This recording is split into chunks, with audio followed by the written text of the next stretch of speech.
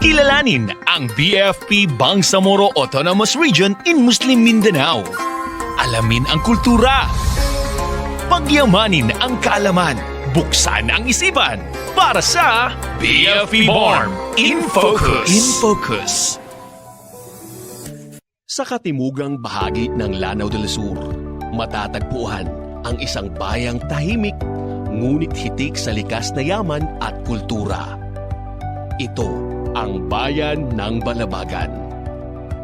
Isang lugar kung saan ang dagat ay sumasalubong sa araw at ang tradisyon ay nananatiling buhay sa bawat henerasyon. Isa sa mga pangunahing ipinagmamalaki ng Balabagan ay ang Lorenzo Beach, isang natatanging dalampasigan na may kakaibang itim na buhangin. Sa bawat yapak sa maitim nitong baybayin, mararamdaman ang kakaibang karakter ng lugar. Ang bughaw na dagat at ang madilim na buhangin ay nagtatagpo upang lumikha ng isang tanawing tunay na kahanga-hanga. Hindi lamang ito isang destinasyon. Ito ay isang karanasang nagbibigay kapayapaan sa sinumang bumibisita. Bukod sa dagat, matatagpuan din sa Balabagan ang kanilang mga cold spring, mga bukal na malinaw at malamig na tubig na tila yakap ng kalikasan. Sa bawat paglusong sa preskong tubig nito, tila ba nawawala ang pagod at napapalitan ng bagong lakas at sigla.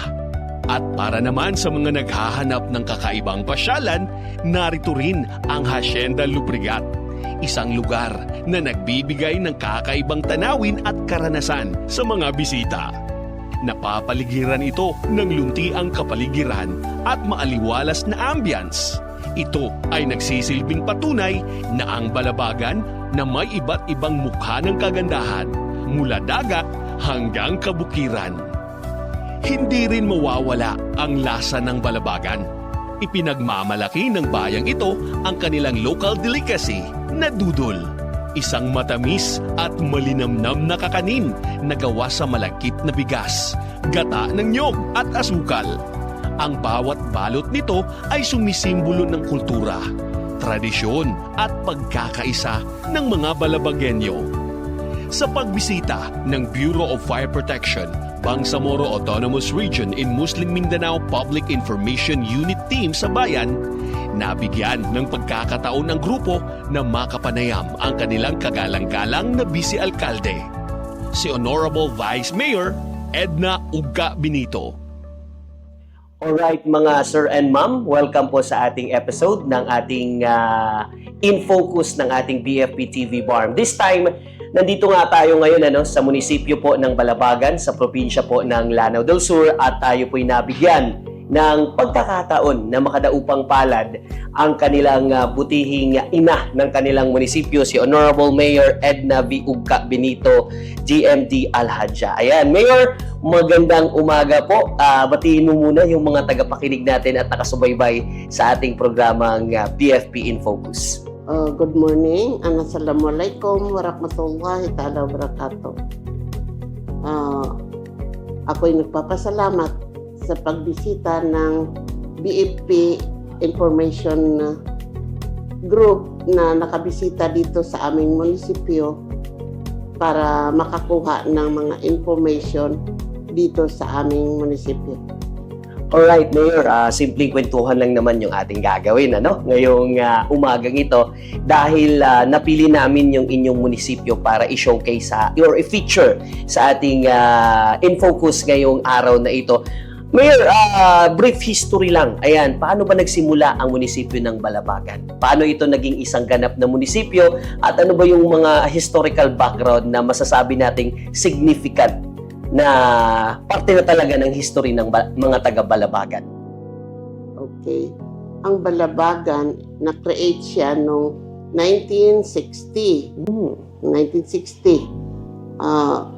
Through executive order yata yun. I could not remember. Through the initiative of late Congressman Rashid Lokman. Then, ang Balabagan, ang first appointed hanggang ma-elected din yung biyenan ko na si Sultan Pangadapan Benito na Sultan ng Maguindanao. Siya ang first elected na mayor dito sa Balabagan at naging vice mayor niya noon ang si Maria Clara Lobrigat, first vice mayor. Pero nung nag-transfer na si Mrs. Lobrigat, naging vice mayor din ang ating father na si Dato Ugka Sampiano. Ayan, so since 1960s pa pala, Mayor, no? Na naging munisipyo ang Balabagan. And way back before, Mayor, napakahirap talagang pasukin at mapuntahan yung lugar na ito. Kasi base nga sa ating information, lalo na sa kwentuhan natin kanina, yung access lang ng mga tao papunta dito sa Balabagan is through lancha or yung mga fishing vessel natin na pumupunta ng Cotabato City. Throughout the years, Mayor, ano ang ang malaking development na nangyari dito sa Balabagan, Lanao del Sur? Nagkaroon kami dito ng pantalan at na-stop na yung pantalan mula nang magkaroon na tayo dito ng Narciso Ramos Highway. At mayroon ng direct papuntang Parang at papuntang Cotabato.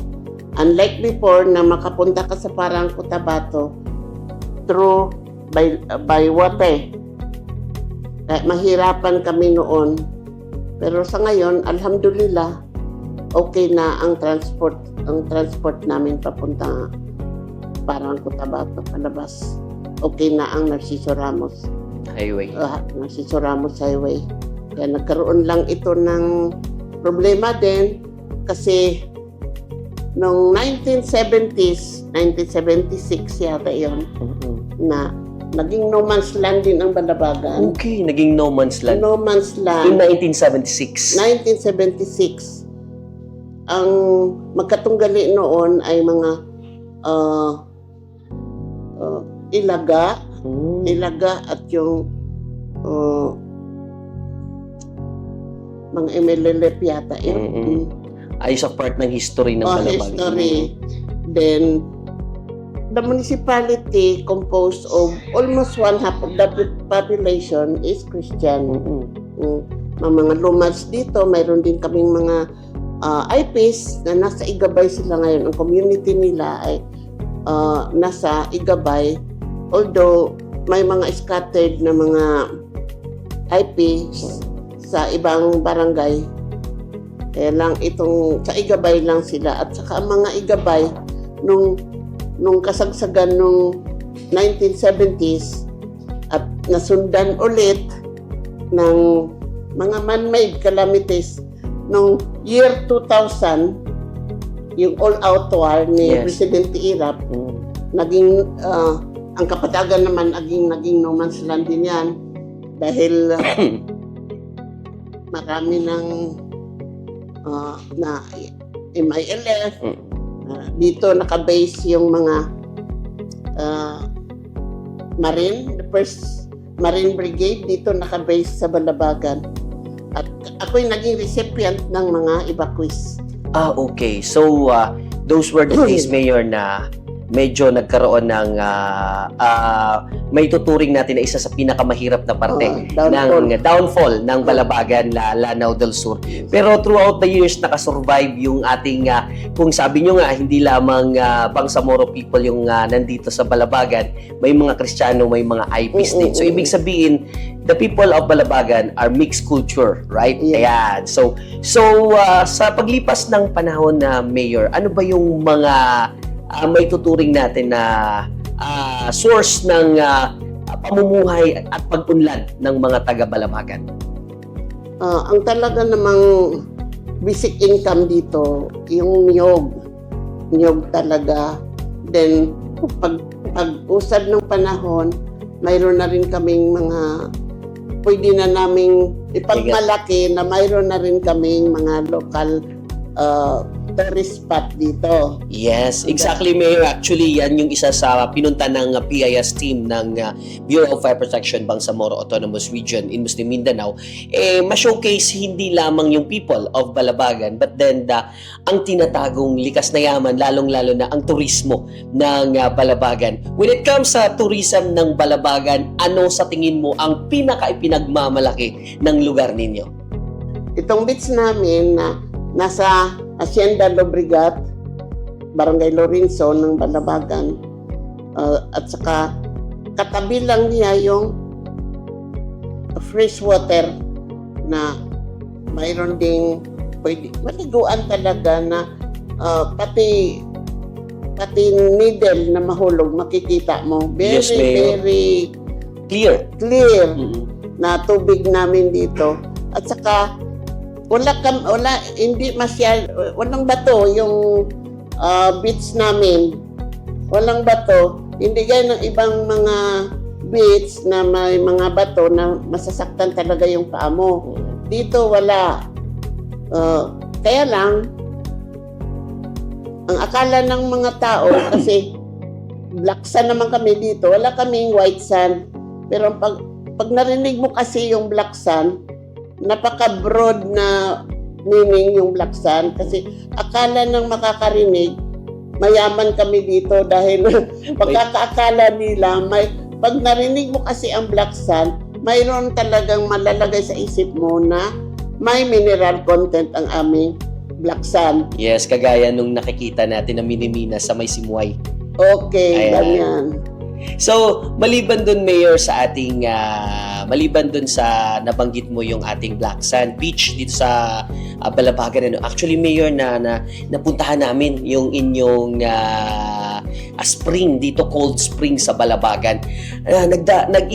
Mapapaisip na talaga, saan particularly nanggaling yung tubig dun sa spring na yun? Meron ba tayong kwento sa likod ng spring na ito, Mayor? Wala naman. Talagang bigay sa amin ng may kapal na mayroon kaming natural na source ng pwede nating drinking water, pwede. Kasi malinis ang tubig namin na nanggagaling talaga sa bukal. Bukal at saka mayroong nanggagaling sa gilid. Yun. Oh. So, very natural lang yung paglabas Natural ng tubig dun sa spring na yun or sa bukal na yun. So, aside from that, Mayor, ito na talaga yung pinaka-exciting na tanong ko sa iyo dito sa ating interview sa umagang ito or sa araw na ito. Pagdating naman sa pagkain or delicacies, ano ba yung mga ipinagmamalaki ng mga taga-Balabagan? Number 1 kami dito sa Dudol. Wow. Muslim delicacy na. Yung Maranao delicacy, Dudol at saka amik. Amik. Oo. Ano itong amik, Mayor? Parang rice cake. Parang rice cake yan na pero ma-oily pa rin. Ma-oily pa rin. Pero ang alam ko talaga pagdating sa dudol, hindi magpapahuli yung Balabagan Lanao del Sur. Oo. Ikaw ba, Mayor, may secret recipe ka ba pagdating sa paggawa ng dudol? Hindi ko din na alam kung anong mga sikreto niyan. Pero ang pagkakaalam ko, kasi nagtanong-tanong na din ako bakit special ang ating dudol. Kasi hindi tayo nagkukuripot sa lubi. Yung Sa nyog. Sa nyog. Kasi Yung nga, talagang- sagana kayo sa nyog dito, Mayor. Ano? Ang nyog kasi ang basic na kinukunan namin dito na ng income. Yes. So maybe baka one of these days matikman natin or masaksihan natin kung paano ang paggawa ng Makikita mo talaga. makikipaggawa ng dudol dito sa Balabagan Lanao del Sur. Makikita mo yan kasi pag ganitong mga morning, mayroon na yung gumagawa na ilalagay nila sa kawa yung na mainit pa. Yun. Oh, nyug, tapos lagyan ng giniling na rice.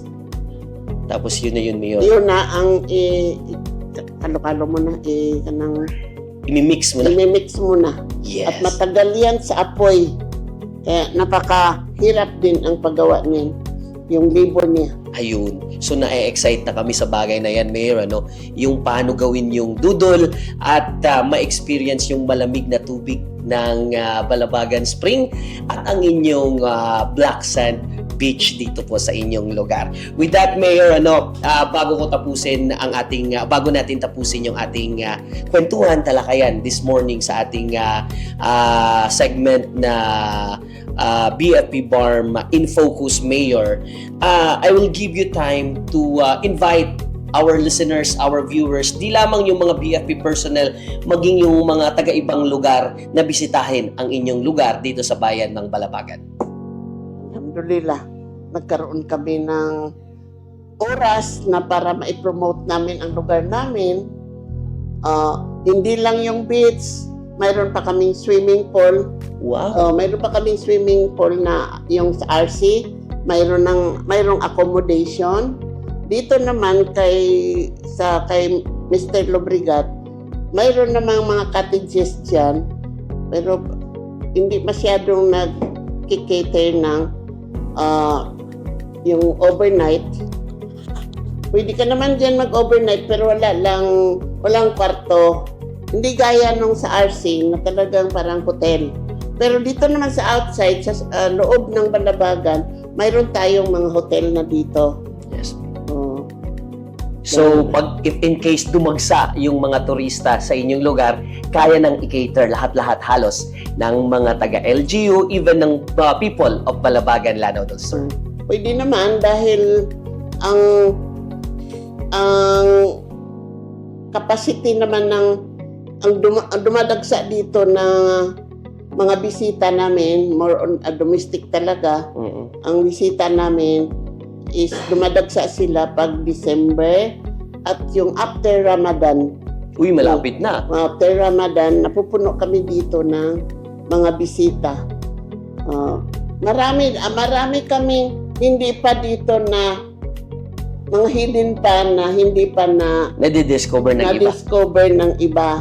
Kaya lang hindi pa rin namin yun ino-openan dahil may mga caves pa nga kami pero hindi pa yun open for public. Open for public dahil baka may matuka dyan na Yun lang. Pero yun yung mga future plans ninyo na i-develop yung mga caves ng Balabagan at yung mas palakasin pa yung turismo dito po sa inyong lugar, Mayor. Inshallah. Inshallah.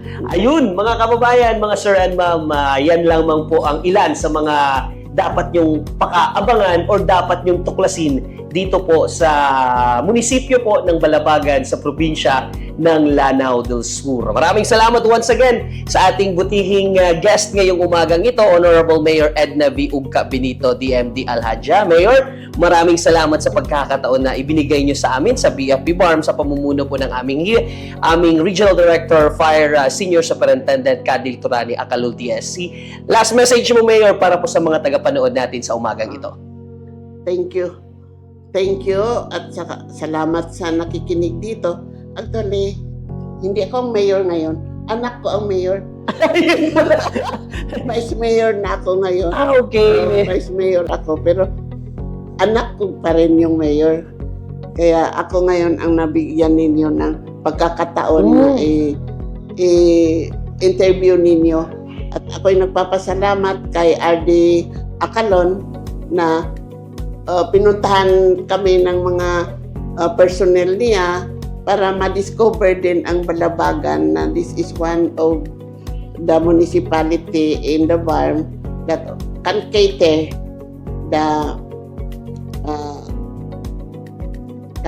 the visitors if they want to have pleasure to travel and have pleasure in Balabagan. We have beach, we have a swimming pool.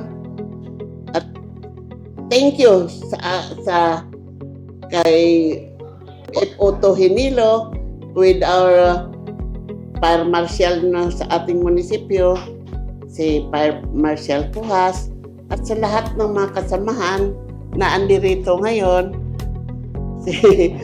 Hindi ko na i-mention dahil magsisilos ang yung iba na hindi mababanggit. Thank you.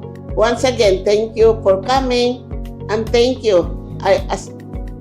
What is important to me, you visit the place and you can also say it that Balabagan is ready for tourists. Yes, ang nabalitaan ko nga, Mayor, ang Balabagan ngayon is Balabagan. Balabagan. Ayan.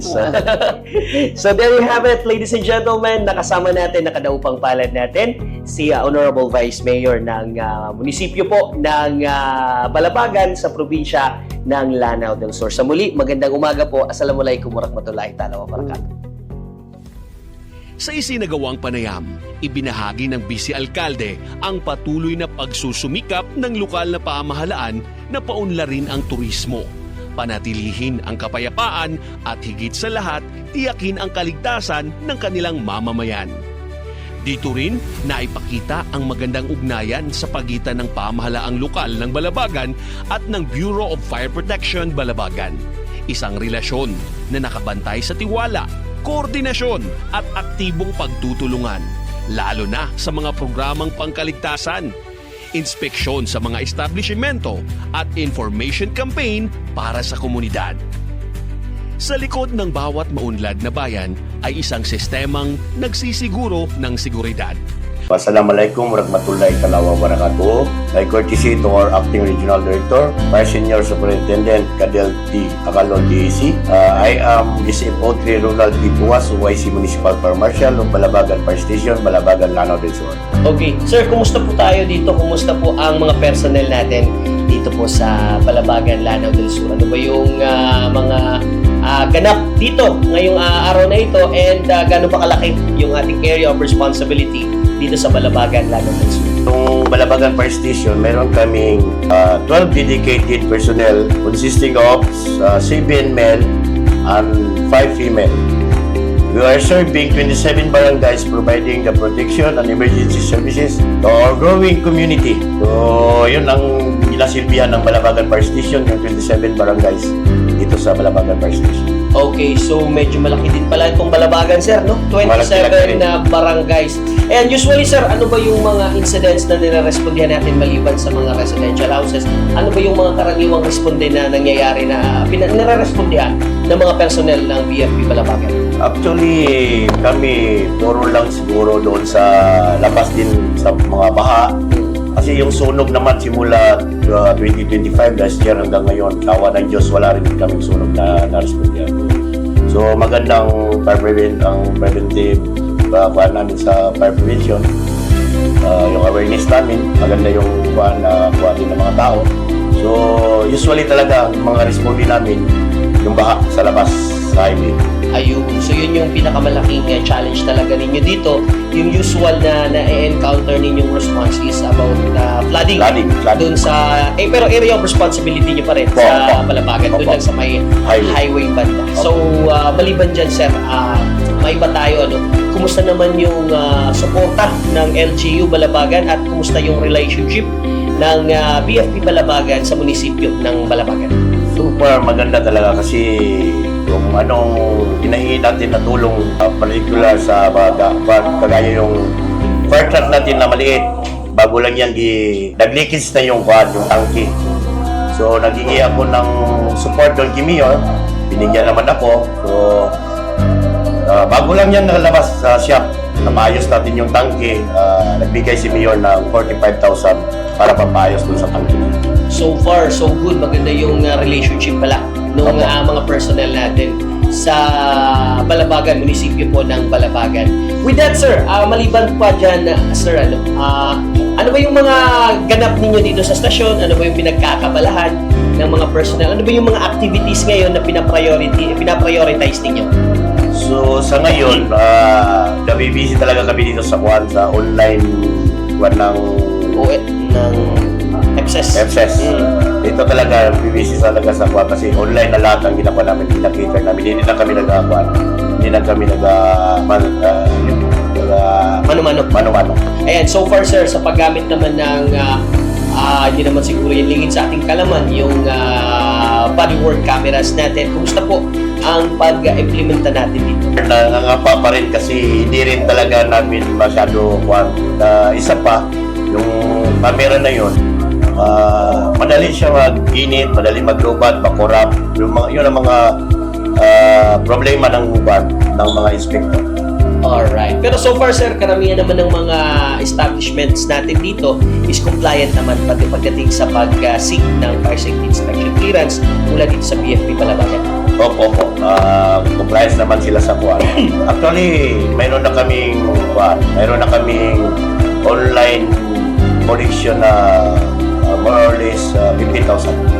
Alright. Malaking bagay na rin yun, no, para sa isang munisipyo na kagaya po ng Balabagan. Sir, thank you po for this opportunity, no, na makadaupang palad po kayo. Baka meron pa kayong gustong ibahagi sa ating mga tagapanood at meron kayong gustong batiin, lalong-lalo na yung mga magigiting na mga pogi at magagandang personnel ng Balabagan Lanao del Sur Fire Station. Sa team EIU, sa pangulo ng ating kaklase, si SF4 Magilang. Trabaho lang tayo ng bayos. Gawin natin trabaho natin para smooth ang pagtrabaho natin dito sa Balabagan Fire Station. Bumbero, Bangsamoro, masipag ako.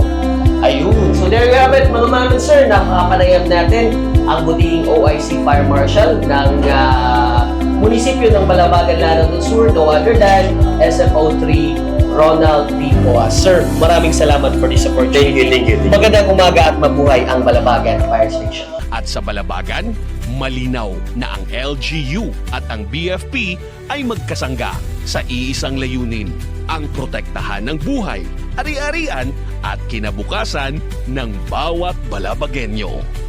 Balabagan, Lanao del Sur. Isang bayan ng itim na dalampasigan. Isang bayan ng malamig na bukal. Isang bayan ng matamis na tradisyon. At isang bayan ng pagkakaisa at malasakit.